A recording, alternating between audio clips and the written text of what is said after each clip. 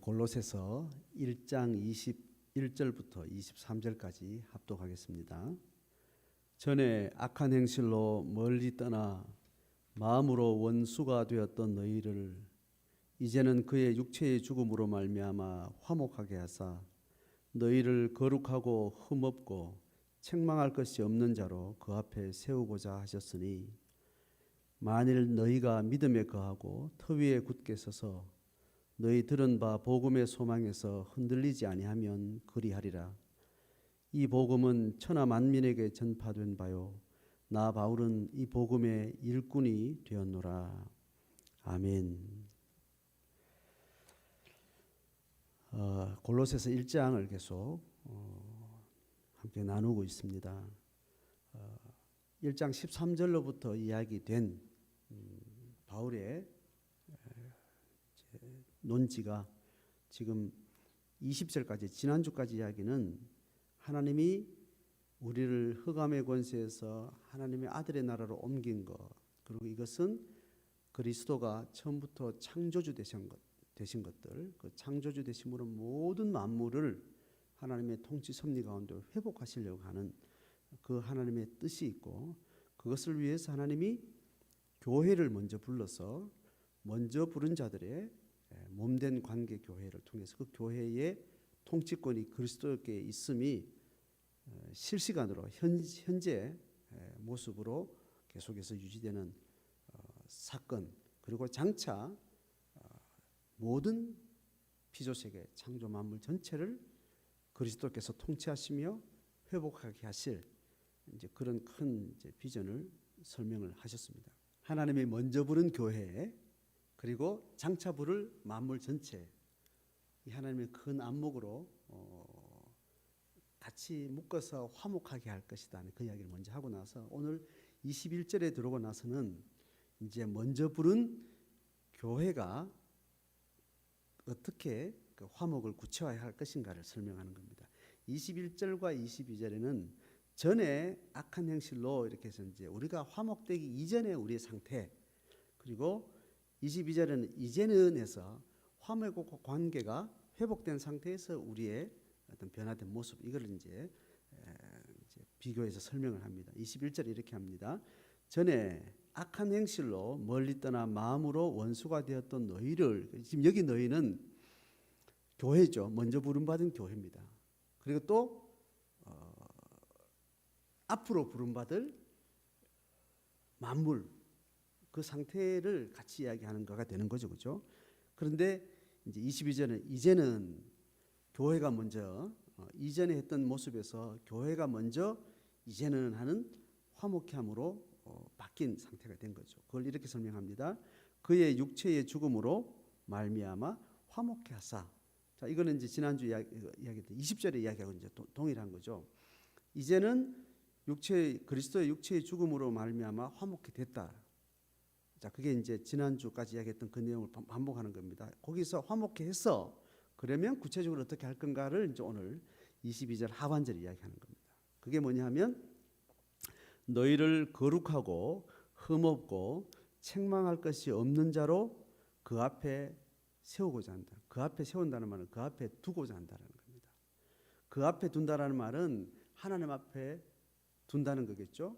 그리고 하나님 앞에 둔 상태가 이루어지면 장차 또 부름받게 될 만물이 그렇게 멀리 떠나 악행하고 마음으로 원수가 된 그 상태에 있다가 화목게 되면 그렇게 거룩하고 흠없고 책망할 것이 없는 자로 또 하나님 앞에 세워지게 되겠죠.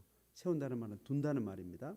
그렇게 하겠다는 겁니다. 자, 그러니까 지금 오늘 포인트는 지금 우리 교회가 육체의 죽음으로, 그리스도의 육체의 죽음으로 화목하게 된 거, 이건 관계가 설정됐다는 거죠. 그리고 그것을 어떤 식으로 구체화하는가 하면 거룩하고 흠없고 책망할 것이 없는 자로 만들어가는 과정이 이제 교회가 머리 대신 그리스도를 통해서 이루어가야 될 과제예요. 자, 이것이 이제 두 단계로 이제 나눈 거죠. 화목한다는 것이 이제 그거를 조금 더 구체화해서 화목해야 한다는 것은 처음에 그냥 모든 회복 자체를 하나님의 구원 자체를 화목이라는 것으로 그렇게 딱 뭉뚱그리면 그 안에는 관계적 회복과 우리의 삶과 우리의 행실이 전인격적으로 거룩해가는 걸 다 포함하는 거죠. 그런데 이걸 좀 더 구체에 들어가면 화목해 한다는 것은 관계 회복으로 딱 그냥 일단 설정을 합니다. 관계가 회복되고 난 다음에 그 다음에 우리가 성화가 되어야 될 것. 영적으로 하나님과 다시 재결합하고 연합하는 이걸 이제 구체적인 화목의 내적 관계라고 설명하면 그 다음에는 그 회복된 내적 관계가 우리의 삶의 세계관의 변화, 삶의 실제 인격의 변화 이런 성화된 모습으로 바뀌어가는 걸 구분해서 이야기할 수 있겠죠. 자, 그러면 교회는 이 두 가지 과제가 있는 거예요. 자, 그래서 그 특징이 뭐냐 하면 하나님이 화목해 하세요. 예수의 죽음으로 우리가 관계가 화목된 것은 이 사건은 철저하게 하나님이 주도해서 하는 일이에요. 우리가 알지 못할 때에 이미 죄인 되었을 때 죽었을 때 사태 파악이 안 될 때 이미 하나님이 화목의 모든 계획을 그리고 영적 원리를 대속의 원리를 계획하시고 준비하시고 실행하시고 또 그리스도의 헌신 그 과정들이 쭉 해서 대속의 모든 조건을 완전히 값을 치르고 나서 이제 너는 도장만 찍어라. 네가 마음만 열어라. 그러니까 우리가 문만 열만 되도록 모든 것을 준비해 놓고 우리를 관계 회복을 딱 하나님이 요청하시는 겁니다. 그런데 이 요청하셨을 때 우리가 하나님 내 믿겠어요. 하나님 나 그걸 받아들여요. 하나님 나를 사랑하셨군요. 이렇게 반응하는 것조차도 사도 바울은 뭐라 그러는가 하면 깨닫게 하셨다. 성령이 조명하셔서 네가 깨달은 거다. 이것도 선물이다. 이렇게 이야기해요. 우리 편에서는 내가 발견했고 내가 의지를 결정해서 선택을 하고 하나님을 받아들인 것처럼 그렇게 경험이 되는데 그것조차도 믿음의 그 마음조차도 성령이 주셨다. 이렇게 설명하니까 이것까지도 다 내가 한 게 아무것도 없는 거죠. 내가 이룬 모든 거룩함과 구별됨과 하나님의 자녀로 회복됨은 어떤 것도 내 편에서 한 일이 아니고 하나님이 다 이루시고 그 마음까지도 하나님께서 허락하셨다. 그래서 하나님이 우리를 들이닥치셨다 이렇게 이야기하는 겁니다. 우리 경험은 내가 찾아오고 내가 애써서 내가 갈구하고 그래서 하나님을 만난 것 같은데 그걸 겪고 나니까 이거는 내가 했다라는 쪽은 진짜 그거는 겉모습뿐이고 하나님이 나를 강력한 주도권으로 들이닥쳐서 나를 그냥 도둑이 그냥 침노하듯이 나를 안으셨다라는 거 이런 표현까지가 바울은 이야기를 하죠. 자, 이까지가 하나님이 우리를 화목케 하셨다라는 측면에서 교회가 화목케 된 관계 형성에서는 철저히 하나님이 하신 거예요. 자, 그렇게 해놓고 지금 22절에 육체의 죽음으로 말미암아 화목케 하사 이렇게 했는 것은 하나님이 주도적으로 하는 거예요.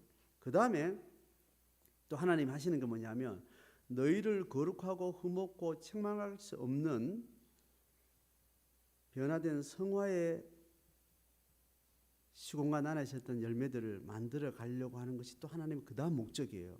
그러니까 뚜렷이 구분되는 거죠. 관계 회복이 된 것, 값을 치르는 것, 자녀가 신분이 바뀐 것 이거는 철저하게 한순간에 이루어지는 거예요. 그런데 이 성화의 과정은 또 지난한 영적 싸움과 어둠을 몰아내고 흑암의 권세를 계속 퇴치하면서 우리의 삶의 변화가 이제 일어나는 거죠. 온 만물 앞에, 온 세상 앞에 그들이 살아가는 삶의 원리와 세계관이 아닌 어떤 세계관의 새로운 밝은 빛된 삶의 실제가 그 안에서 확장되어 일어나는 거죠. 자, 이것이 구분이 되는 겁니다. 시간적으로도 어느 정도 구분되는 거죠. 자, 이렇게 설명을 하는 것이 하나님이 교회를 부르신 목적이에요. 하나님이 교회를 부르신 목적이에요. 하나님이 왜 교회를 육체의 죽음으로 말미암아 화목케 하신 이 관계로 그냥 그대로 우리를 천국으로 끌고 가지 아니하셨나? 이제 이런 죽음 이후에 답이 분명히 확인됐다면 이제 몸을 담고 이 땅에 지지롱상을 살 필요가 없는 거예요. 근데 왜 이걸 살려두면서 또 몸의 성화를 위해서 또 지진한 싸움을 또 왜 싸워야 되는가? 그건 하나님이 남은 만물을 계속해서 회복시켜야 될 그 하나님의 전략의 일환으로 우리를 지난한 이 영적 싸움 가운데 거룩하고 흠없고 책망할 수 없는 자로 계속 싸워야 될 이 과제를 우리에게 주셨고, 이것을 위해서 두 번째 보혜사인, 두 번째 중보자인 성령을 우리에게 주신 거죠. 그렇게 해서 이제 남은 과제가 이렇게 있는 거예요. 자, 여기까지가 하나님의 교회를 향한 계획입니다. 자, 그러면 이것을 어떻게 또 구체적으로 만들어 갈 것인가를 이제 23절에 설명을 해요. 자, 화목케 하신 건 하나님이 완전히 이룬 거예요. 이제 더 이상 새롭게 더 보충할 것도 없고 새롭게 할 것도 없고 다시 뒤집어지지도 않는 일이에요. 화목케 하신 관계 설정은. 자, 그런데 남은 거는 거룩함과 흠없음과 책망할 수 없는 삶으로 가야 되는 건데, 이것이 어떻게 이루어지느냐 하면 23절에 만일 이렇게 해서 가능태로 두고 이게 가능해지려면 어떻게 되느냐라는 이야기를 이제 하려고 하는 겁니다. 사도 바울이. 이게 사도 바울의 목양의 핵심인 거예요. 복음 전도해서 하나님의 백성들을 하나님 모으는 것, 그게 사도 바울의 첫 번째 사역이지만, 그 다음에는 교회가 세워지고 나면 그 교회를 운행하시는 성령의 원리를 따라서, 직임을 따라, 은사를 따라서 사람을 세우고 성령과 함께 이 거룩함의 성화의 과정을 만들어가는 것이 목회자 목양을 위해서 각자가 부름받은 어떤 교회의 과제가 되는 거죠. 자, 23절 내용 들어갑니다.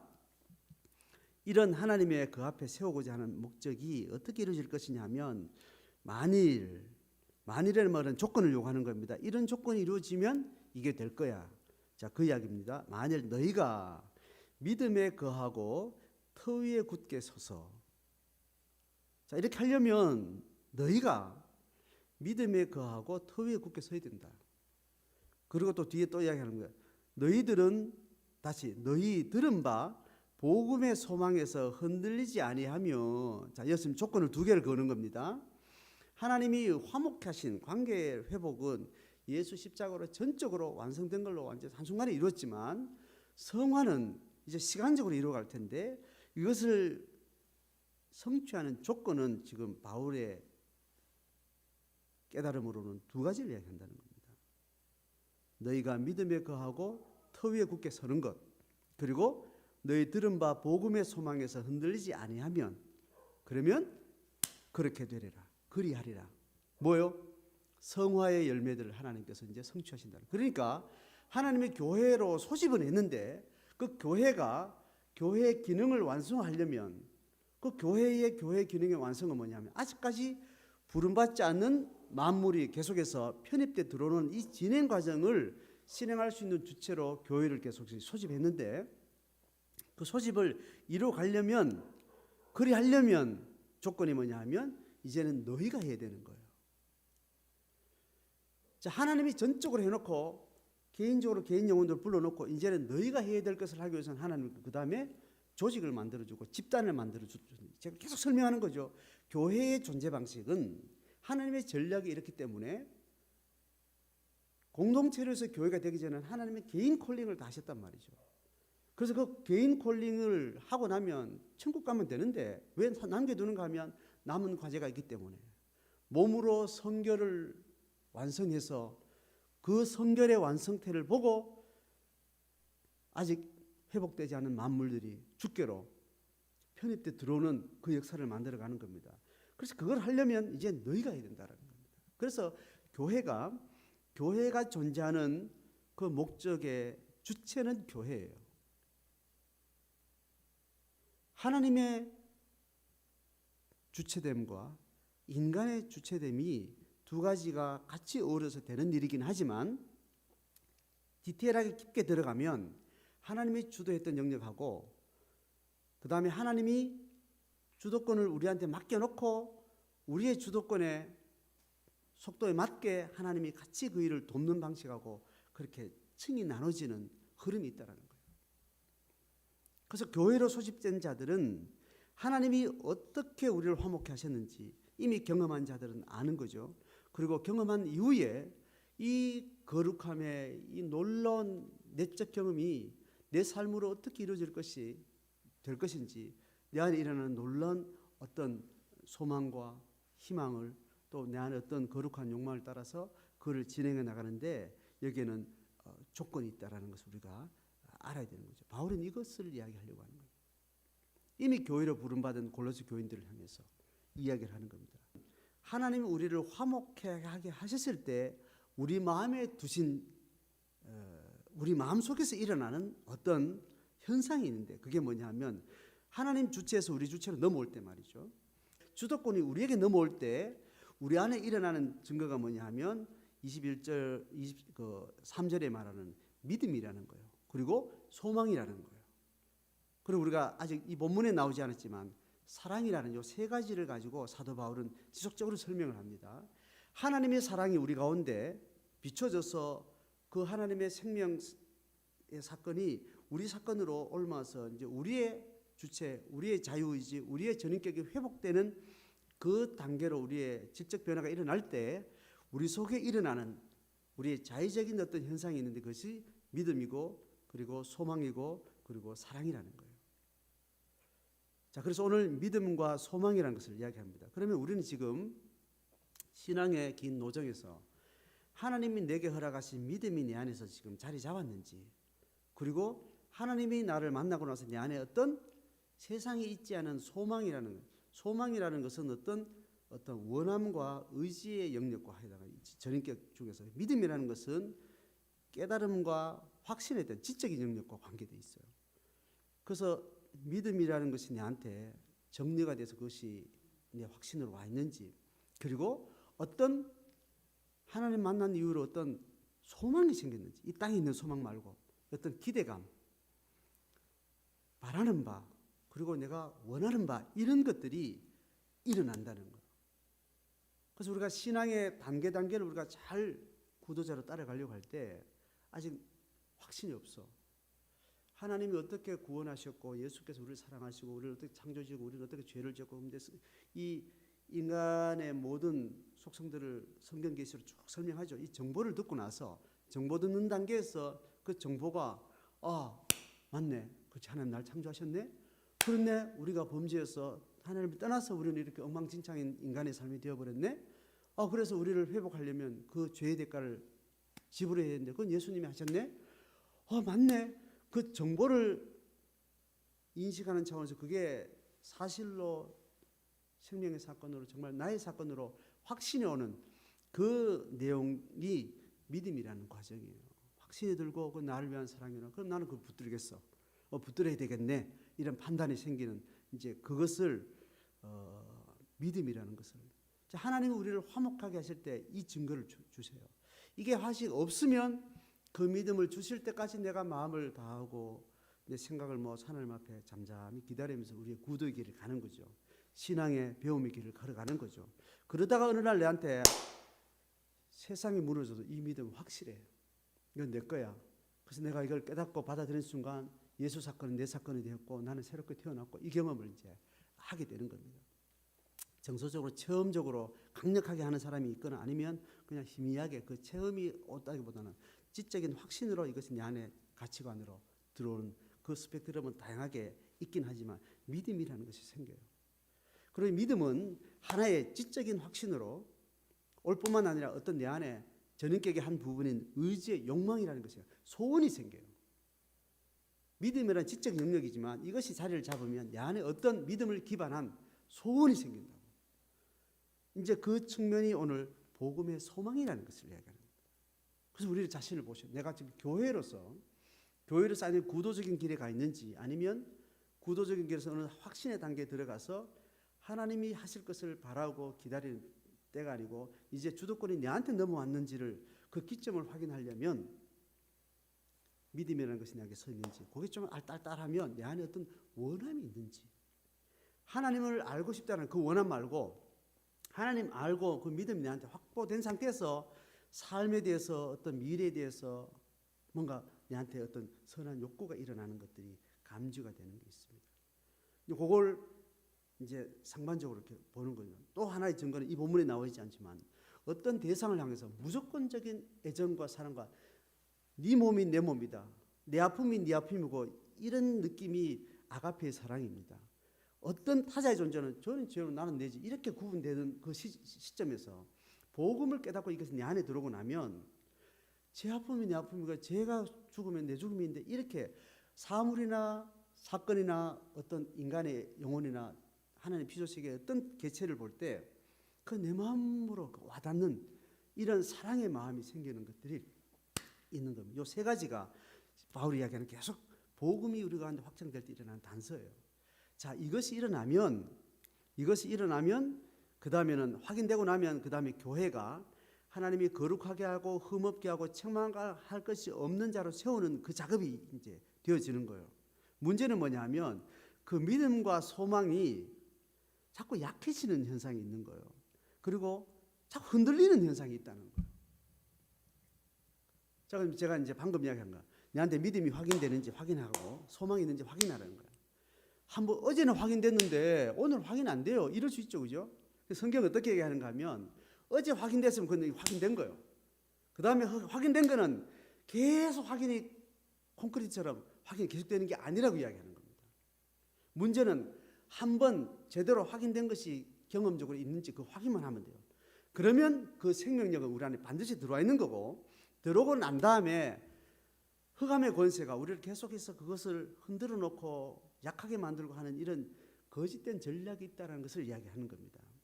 그러니까 그 믿음이 터로 세워졌고 그 소망이 나한테 확인된 적이 있다면 그 다음에는 이게 흔들리고 있고 약해지고 있다는 것을 알고 나서 이걸 성경이 지금 22절 약해지지 않고 굳게 서는 게 중요하다는 거예요. 그리고 흔들리지 않도록 내가 견고하게 가는 게 중요하다는 겁니다. 이거를 하나님이 그건 네 의사에 달렸다. 이건 네가 싸워야 된다. 이렇게 이야기하는 거예요. 우리가 지금 바울의 목양이 뭐냐면 이 성경을 통해서 우리가 목양을 하는 문제는 뭐냐면 한번 그리스도의 죽음으로 그 죽음이 내 신앙의 사건으로 조명돼서 내 확신 가운데 들어오고 난 이후라면 그 다음부터는 이 흔들린다는 것에 대해서 계속해서 객관적으로 확인시켜 주는 거예요. 이게 목양입니다. 양을 계속 이끌어가는 거는 양은 그 주인의 양이죠. 그런데 가다 보면 풀 뜯으러 가다 보면 어디를 가다가 골짜기로 빠져가지고 사자에게 늑대에게 먹히는 겁니다.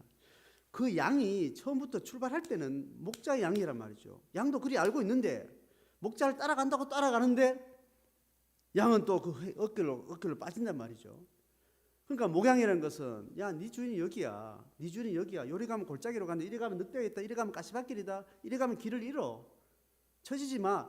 이 과정을 계속 서로 자극하고 세워주는 것이 양을 인도하는 목양의 과정이라는 거예요. 그러니까 목양은 자기 스스로를 목양하고 지체를 목양하고 그 양의 양됨을 지속 가능하게 하도록 하는 과정이 뭐냐면 믿음의 터가 있다면 소망의 뿌리가 있다면 흔들리지 마라. 약해지지 마라. 흔들리지 않고 약해지지 않기를 서로 종용하고 등쳐주고 자각시켜주고 깨우고 이렇게 하는 과정을 하는 일이 교회라는 거예요. 그렇게 하면 하나님 위에서 이야기하는 거룩함과 흠없음과 책망할 것이 없는 자로 세워가는 그것이 열매가 맺어질 것이라는 이야기.